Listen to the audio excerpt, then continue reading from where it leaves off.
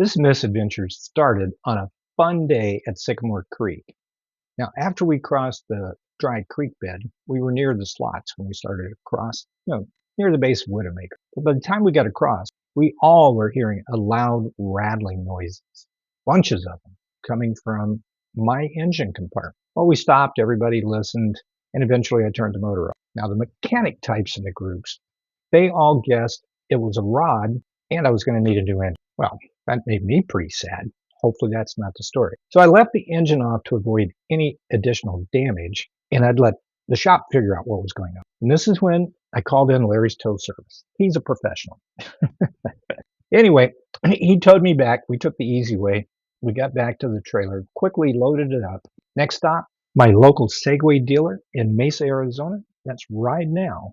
I told the service rep, Jason, my sad story. He said I would probably need a new engine based on what I described, but he'd have the shop mechanics look at it as soon as possible. It was pretty clear that I needed this thing back as fast as possible, and he was going to do what he could to help me along. It didn't feel too bad about the potential cost because the day I purchased the villain, the Ride Now salesman convinced me to add a 3-year extended warranty from their vendor, RPM1. Now, this was added to Segway's generous 1-year warranty for a total of 4 years of protection. And the date I took it in, I was like maybe a year and a half into owning the villain. My concern was just how long would I be without my machine. Asked Jason to explain the process to me. Well, he started by explaining my contract did not cover certain things. Plus, there would be a lot of questions, like who did the service and was it done according to Segway's specification? I noted my service contract was with Ride Now, so they did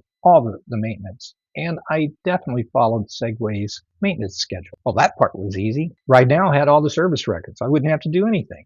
Next thing, Jason explained that RPM1, the warranty company, doesn't cover manufacturing defects. And he gave me some examples, like an airbox that allowed dirt to get into the engine. He mentioned that and a host of other things that I don't even remember. I wasn't concerned about the airbox issue because I usually detail the villain after almost every ride, which includes cleaning the airbox. Now, I also clean the air filter itself. I use a leaf blower so it blows the dirt out but doesn't cause damage because I want the filter element to as good as possible for as long as possible before I have to buy another one. And I hardly any dust anywhere on either side of that air intake, but especially on the side where it goes into the engine. However, this did make me wonder if RPM1 would find a reason not to cover the engine. Well, the process to file a warranty claim required them to take the engine apart at Ride Now and send photos to RPM1. Based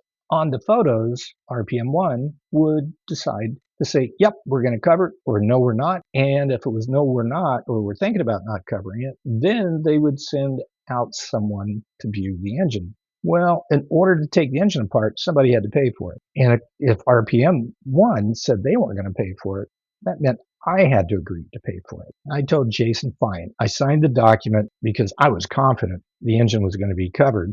I had a warranty. I had a clean airbox. What could possibly go wrong? And this would speed up the process tremendously. I have to admit, I was a bit concerned at this point. I mean, most of us are aware that insurance companies are all about making profits, like any business, and they're not about paying claims. So I asked Jason, and he gave me the phone number for Segway headquarters in Texas. I was going to call them the next day to see if they would be willing to help, just in case. I didn't realize this was going to slow things down, but I'll tell you more about that in a minute. Well, the next day I called, and Melody answered the phone at Segway headquarters. I explained my story.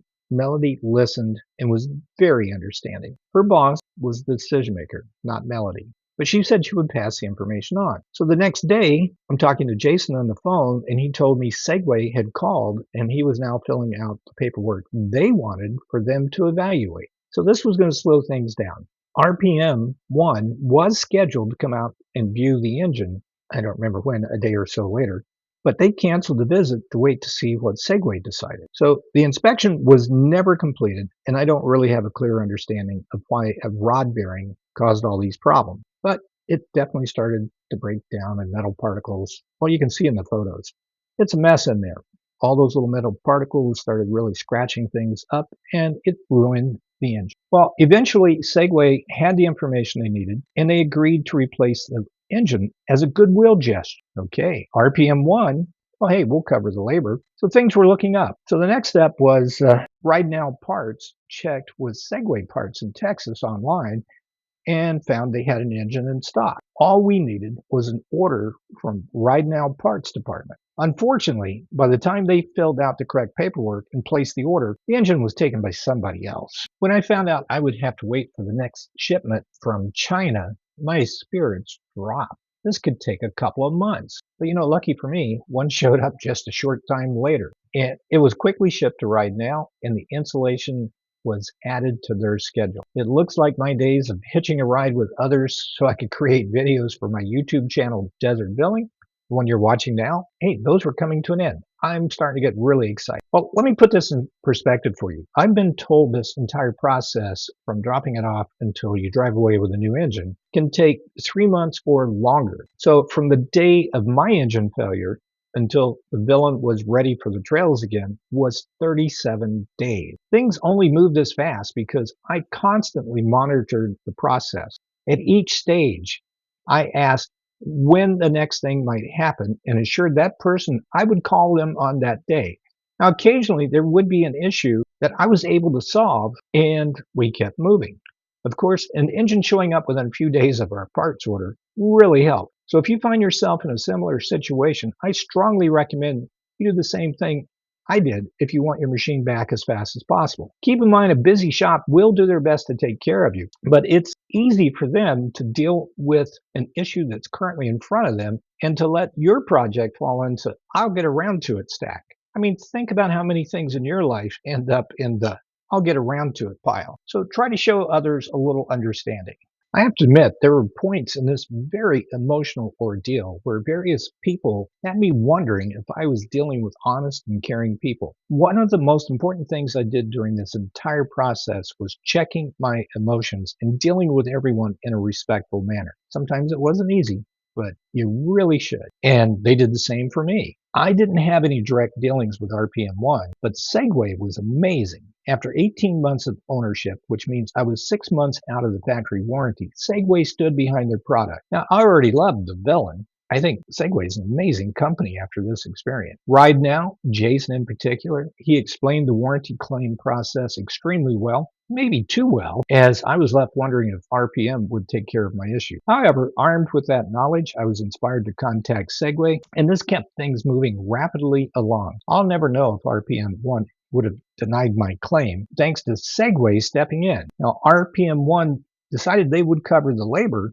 and that made me very happy. The total bill for the engine and labor was almost $6,000. I have the villain back with a brand new engine, so it's time to hit those dusty trails again. Of course, with a new engine, I'll have to take it easy as I go through the break-in period, but that's pretty short. I'm not exactly sure why the rod bearing failed, but I did pick up a few things to share with you. So I cannot emphasize enough to be sure to keep your service records, or do like I did where the shop has the service contract, so they have all the service records. Be sure you follow the manufactured scheduled maintenance. No one can argue, are you doing enough maintenance if you do that? You can do extra, just don't do less. Then the next thing, I really don't know what went wrong. The only thing that stuck in my brain was the possibility that some dirt could get past the air filter. To make sure that doesn't happen, be sure you put some grease between those two layers.